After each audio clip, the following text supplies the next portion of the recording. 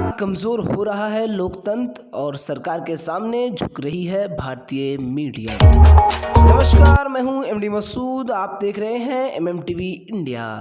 स्वागत है आपका। बीते शुक्रवार को प्रधानमंत्री नरेंद्र मोदी ने संयुक्त राष्ट्र की आर्थिक और सामाजिक परिषद में दिए एक वर्चुअल भाषण में कहा था, भारत ने कोविड-19 के खिलाफ लड़ाई को एक जन आंदोलन बना दिया है।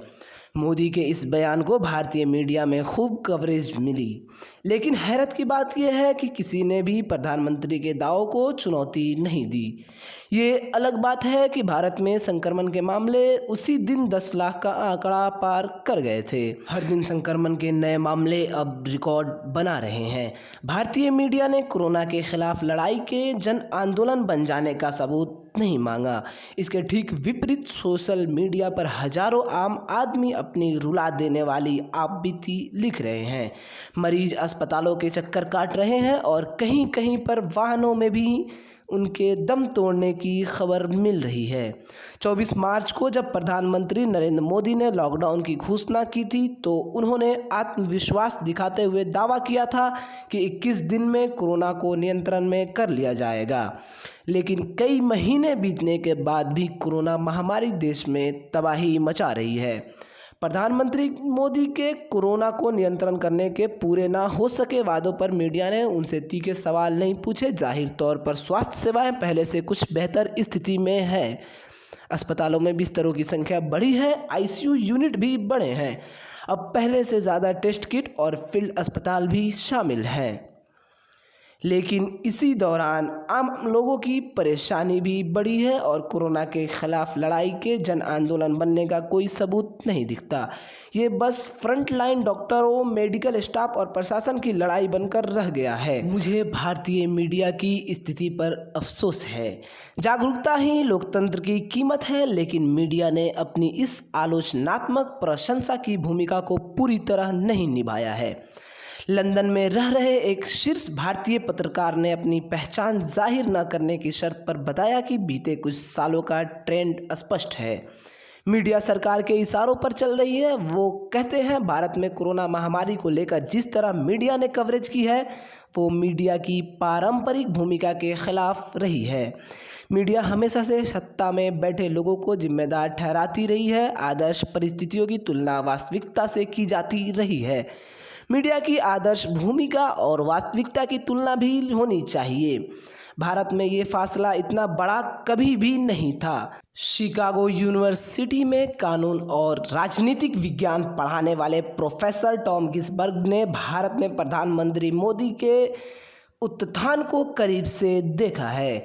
भारत आते जाते रहने वाले प्रोफेसर टॉम बताते हैं कि क्यों भारतीय मीडिया अपने उद्देश्य से भटका हुआ नजर आ रहा है।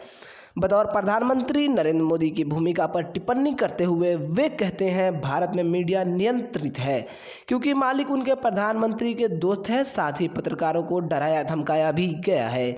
आधिकारिक तौर पर सत्ताधारी बीजेपी किसी भी चैनल की मालिक नहीं है। हालांकि कई बड़े समाचार चैनल स्पष्ट तौर पर प्रधानमंत्री मोदी की तरफदारी करते दिखाई देते हैं।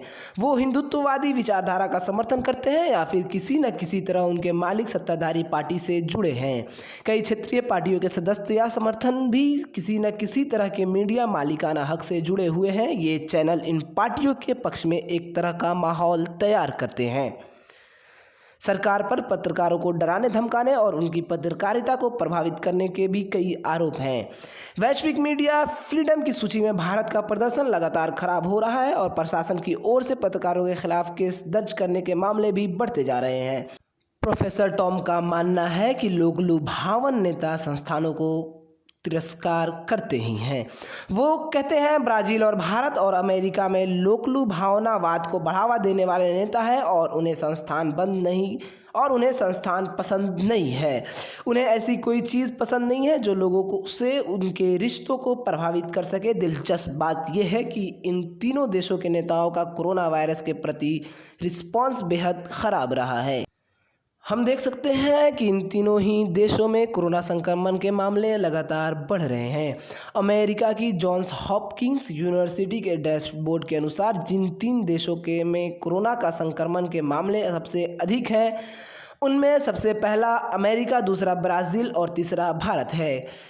जॉन्स हॉपकिंस यूनिवर्सिटी के प्रोफेसर स्टीव हैके कहते हैं कि दुनिया भर में जनवादी नेता वैश्विक संकट का इस्तेमाल सत्ता हथियाने में करते हैं। वो कहते हैं संकट समाप्त हो जाता है लेकिन सत्ता उनके हाथ में ही बनी रहती है। कोरोना वायरस के खिलाफ लड़ाई को मोदी के जन आंदोलन बना देने को भी वो इसी तरह देखते हैं। प्रोफेसर हैंके कहते हैं कोरोना महामारी के वक्त ऐसा लगता है कि मीडिया को मोदी ने अपने नियंत्रण में ले लिया है। वो जो चाहते हैं मीडिया में वही दिखाया जा रहा है। सरकार को कोरोना संकट से निपटने के प्रयासों से जुड़ी सकारात्मक और प्रेरणादायक कहानियां ही प्रकाशित हो रही है। प्रोफेसर टॉम गिसबर्ग कथित सत्ता हथियाने को देखने का एक दूसरा नज़रिया पेश करते हैं। डेमोक्रेटिक बैकस्लाइडिंग या स्लो मोशन में सत्ता हथियाना इसे ही कहा जाता है। वो कहते हैं डेमोक्रेटिक बैकस्लाइडिंग के लक्षण ये हैं: नेताओं द्वारा लोकतांत्रिक संस्थानों का धीरे धीरे क्षरण करना और ताकत हासिल करने के लिए चुनाव का इस्तेमाल करना, संसद और मीडिया में दिखाना बंद करना, विरोध की आवाज़ों को राष्ट्रीय सुरक्षा के नाम पर या झूठे मुकदमे के जरिए दबाना, काल्पनिक तथ्य पेश करना, पिट्ठू मीडिया के जरिए विचारधारा तय करना। डेमोक्रेटिक बैकस्लाइडिंग धीरे धीरे ऐसी घटनाओं के जरिए होती है जो वैध दिखती है। इसका मतलब ये है कि मीडिया संस्थान लोकतंत्र के इस क्षरण को देख नहीं पाते हैं या समझ नहीं पाते हैं। भारत के संदर्भ में देखा जाए तो प्रोफेसर टॉम गिसबर्ग कहते हैं भारत में चुनिंदा कार्यकर्ताओं को गिरफ्तार किया जा रहा है और चुनिंदा लोगों को छोड़ा जा रहा है।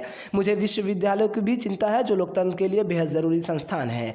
आप भारत में विश्वविद्यालय के राजनीतिकरण के संकेत देख रहे हैं। प्रोफेसर टॉम लोकतंत्र के विश्लेषण का ही काम करते हैं और वो भारतीय लोकतंत्र को लेकर चिंतित है। उनकी नज़र में स्कूल की किताबों में इतिहास को बदलना, ऐतिहासिक संस्थानों में बदलाव भी लोकतंत्र के कमज़ोर होने की ही सबूत है। प्रोफेसर टॉम कहते हैं कि राजनीति अब इतनी बदल गई है कि सत्ता हथियाने के लिए तख्ता पलट करने या आपातकाल घोषित करने की ज़रूरत ही नहीं पड़ती। अगर इंदिरा गांधी आज प्रधानमंत्री होती तो उन्हें आपातकाल घोषित करके लोकतंत्र को निलंबित करने की ज़रूरत नहीं पड़ती, जैसे उन्होंने 1975-77 के बीच किया था। वो कहते हैं हमारे दौर में सत्ता को हथियाने के लिए तख्ता पलट या वामपंथी विद्रोह की ज़रूरत नहीं है। आज आप मीडिया को नियंत्रित करके एक एक करके सभी संस्थान पर कब्जा कर सकते हैं। आपातकाल के 45 साल पूरे होने पर हाल ही में राजनेता और सामाजिक कार्यकर्ता योगेंद्र यादव ने एक लेख लिखा था। वो प्रोफेसर टॉम के तर्क से सहमत दिखते हैं। वो कहते हैं आपातकाल के लिए एक औपचारिक कानूनी की घोषणा की गई है, लेकिन लोकतंत्र हथियाने के लिए ऐसा नहीं करना पड़ता है, कम से कम कागज़ों पर ही सही। लेकिन आपातकाल का अंत होना था। अब नई व्यवस्था जिसमें हम रह रहे हैं वो शुरू हो गई है, लेकिन किसी को नहीं पता उसका अंत होगा या नहीं। लोकतंत्र के प्रति खतरा कहीं दूर भविष्य में है या नहीं, बल्कि हम ऐसे दौर में रह रहे हैं जब लोकतंत्र को मिटाया जा रहा है। प्रोफेसर टॉम कहते हैं डेमोक्रेटिक बैकस्लाइडिंग या धीरे धीरे कानूनी तरीके से सत्ता को हथियाने जाने की दिक्कत यह है कि विपक्ष को भी कभी पता नहीं चल पाता है कि अब पानी सिर से ऊपर चला गया है और अब हमें सड़कों पर उतरना है और प्रदर्शन करना है। अगर वो कुछ जल्दी जनता के बीच जाते हैं और प्रदर्शन करते हैं तो लोगों को लगता है कि वो सत्ता के भूखे हैं, और अगर वो देर करते हैं तो फिर सड़कों पर उतरकर प्रदर्शन करने का समय भी निकल जाता है। हमारा मानना है कि यदि आज जो हालात हैं वो ऐसे नहीं होने चाहिए थे और इसके लिए सिर्फ प्रधानमंत्री नरेंद्र मोदी को ही अकेले जिम्मेदार ठहराना भी उचित नहीं हो सकता। हमारा मानना है कांग्रेस के पतन ने बीजेपी को संस्थानों को नज़रअंदाज करने की ताकत दी है। कई मामलों में तो संस्थानों को कमज़ोर करने की ज़रूरत भी नहीं पड़ी, क्योंकि पर्याप्त मात्रा में लोग सरकार जो कर रही है उससे सहमत थे। हाँ, ऐसी परिस्थितियों में आपातकाल जैसे कदम उठाने की कोई ज़रूरत नहीं पड़ती है। विपक्ष बटा हुआ है जो बहुसंख्यावादी समुदाय के पुनरुत्थान का सामना करने से डर रहा है। सत्ताधारी दल एजेंडा सेट कर रहा है और विपक्ष उसका विकल्प नहीं दे पा रहा है। ऐसे में लोग बिना किसी सार्वजनिक दबाव के ही सत्ता पक्ष की ओर झुक जाते हैं। कुछ सीमित मामलों में विरोध करने वाले लोगों को इसका खामियाजा उठाना पड़ता है। यह एक अनूठी और दुर्भाग्यपूर्ण परिस्थिति है जहां लोग सत्ता पक्ष को जिम्मेदार नहीं ठहरा सकते और देश जिन परिस्थिति में है उसके विरोध को भी विमुक्त नहीं कर पा रहे हैं।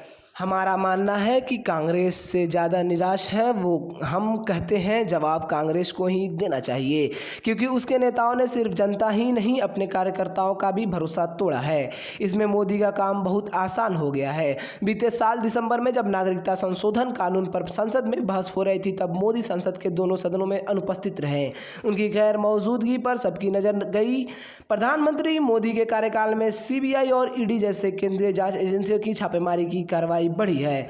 अधिकतर छापे सरकार के आलोचकों या विरोधियों के ठिकानों पर पड़े हैं। कई बार ये छापे राजनीतिक संकट के बीच में हुए हैं, जैसे कि राजस्थान में चल रहे सियासी संकट के दौरान केंद्रीय एजेंसियों ने छापेमारी की है।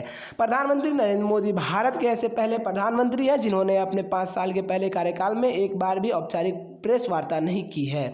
दूसरे कार्यकाल में भी अभी तक उन्होंने कोई प्रेस वार्ता नहीं। मीडिया को कुछ साक्षात्कार दिए गए हैं, लेकिन इन साक्षात्कारों की मुश्किल सवाल न पूछे जाने के कारण आलोचना ही हुई है।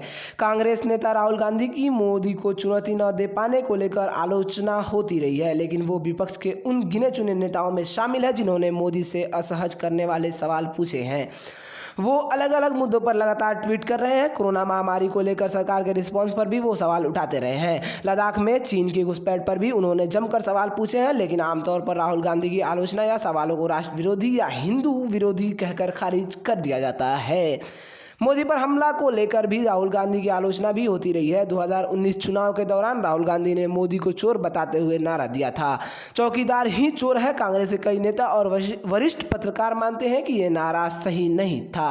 प्रोफेसर टॉम गिसबर्ग कहते हैं, नेताओं का सत्ता को अपने नियंत्रण में करने के लिए लोकतंत्र को कमजोर करने का तरीका कई देशों में देखा जा रहा है। इनमें से संवैधानिक संशोधन करना, सरकार के दूसरे हिस्सों में दखल देना, नौकरशाही को अपने नियंत्रण में करना, प्रेस की आज़ादी में दखल देना और चुनावों को प्रभावित करना शामिल है। प्रोफेसर टीम गिसबर्ग के सहयोगी प्रोफेसर अजीज उल हक कहते हैं, लोकलुभावनावादी नेताओं को ताकत अपने समर्थकों से मिलती है और जो हर परिस्थिति में उनका गुणगान करते रहते हैं। वो कहते हैं, आज लोकलुभावनावादी नेताओं में एक बात सामान्य है, ये स्नैपशॉट डेमोक्रेसी को बढ़ावा देते हैं, यानी जब तक इनके पास संख्या बल है ये जो चाहेंगे करेंगे, भले ही वो स्तंभ कमज़ोर हो जिन पर लोकतंत्र टिका है। ब्राज़ील, भारत और अमेरिका में क्या बात आम है? आज ये तीनों ही देश कोरोना संक्रमित देशों की सूची में शीर्ष पर है, लेकिन इन तीनों ही देशों के नेता भारत के प्रधानमंत्री नरेंद्र मोदी, अमेरिका के राष्ट्रपति डोनाल्ड ट्रंप और ब्राज़ील के राष्ट्रपति जॉयर बोल्सोनारो चाहते हैं कि हम ये बात माने कि उन्होंने बहुत अच्छा काम किया है और वैश्विक महामारी को रोकने में उनका काम शानदार रहा है। प्रोफेसर टॉम गिसबर्ग और शिकागो यूनिवर्सिटी में उनके सहकर्मी प्रोफेसर अजीज उल हक ने एक किताब लिखी है जिसका नाम है how to save a constitutional democracy या संवैधानिक लोकतंत्र को कैसे बचाया जाए। इस किताब में उन्होंने सिर्फ लोकतंत्र के धीरे धीरे कमज़ोर होने का ही जिक्र नहीं किया है, बल्कि इससे निपटने की भी समाधान भी सुझाव किए हैं। ये दोनों ही शिक्षावादी मानते हैं कि हमेशा ही एक चुनाव से रास्ता बदल ले देने का मौका बना रहता है। प्रोफेसर टॉम कहते हैं, हमने ऐसे लेख लिखे हैं जिनमें हमने बताया है कि लोकतंत्र कमज़ोर पड़ रहा था और फिर कुछ ऐसा हुआ कि सब कुछ ठीक हो गया, लोकतंत्र को बचा लिया गया। श्रीलंका में महिंदा राजपक्ष की पहली सरकार के दौरान जब वो पूरी व्यवस्था को अपने हाथों में लेने की कोशिश कर रहे थे, जब चुनाव हुआ और हैरत अंगेज तरीके से वो हार गए। हाँ, वो फिर से सत्ता में है, लेकिन डेमोक्रेटिक बैक स्लाइडिंग को रोक दिया गया है।